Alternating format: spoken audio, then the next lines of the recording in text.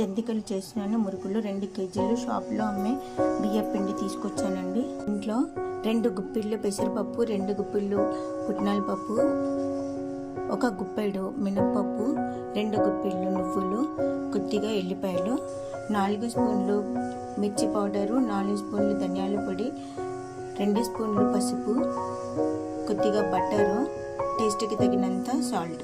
మొదట వీటిని దోరగా వేయించి మిక్సీ పట్టాలండి. బియ్యపిండి చెన్ని పట్టుకోవాలండి. వాము వేసుకోవాలండి. ఇలా చిట్పట్లాడే వరకు వేయించుకోవాలండి. ఎల్లిపాయలు కూడా వేసి మిక్సీ పట్టాలి. మిక్సీ పట్టిన మిశ్రమాన్ని వేసుకోవాలండి. ఇలా కలుపుకోవాలండి. కొద్దిగా వంట సోడా, కొన్ని నువ్వులు. వేడితే 2 గరిటెలు నూనె పోయాలండి.